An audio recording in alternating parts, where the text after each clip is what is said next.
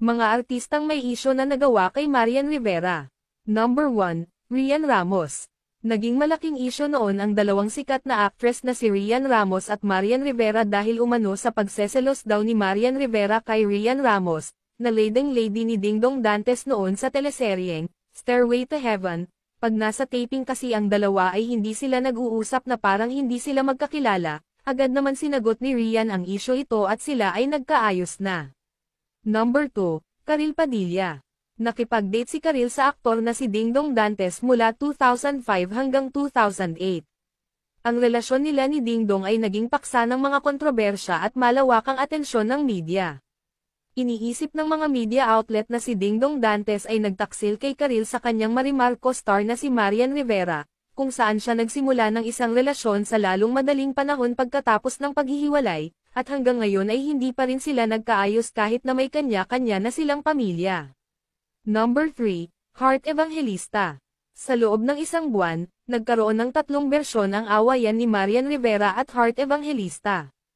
Inakala ng publiko na ang mga kamakailang pahayag ni Heart ay magiging malinaw sa hangin. Ngunit ang isang bahagi ng kanyang kwento ay lumihis mula sa mga una niyang pahayag. Meron talagang problema between Marian and Heart matapos ang shoot nila sa pelikulang Temptation Island. Naging malaking isyo ito dahil sa samut-sering kwento na ang lumabas, ngayon silang dalawa ay nanahimik na lang para hindi na lumala ang sitwasyon. Number 4, Katrina Halili. Isa din si Katrina Halili sa mga nakaalitan ng actress na si Marian Rivera, dahil daw umano sa pagiging insecure ni Marian kay Katrina. Nagkasama ang dalawa sa isang pelikula na My Beloved. Nang mga panahon na yun ay buntis si Katrina Halili sa anak nila ni Chris Lawrence. Ayon kay Marian, total ako naman yung nakakaintindi, ako naman yung mas malawak ang pag-iisip sa ngayon, ako na lang ang iintindi dahil ang daming nangyayari sa buhay ko na magaganda para patulan ko ang wala namang isyo talaga. Number 5, Bella Padilla.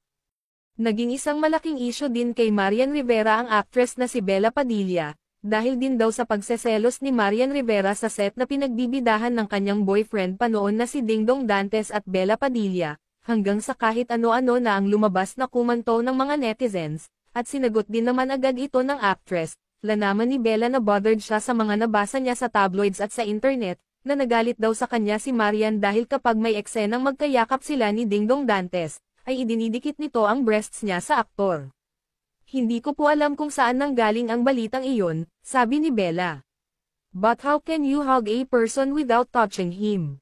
Ako naman po, ginagawa ko lang kung ano ang utos sa akin nila ni Direk.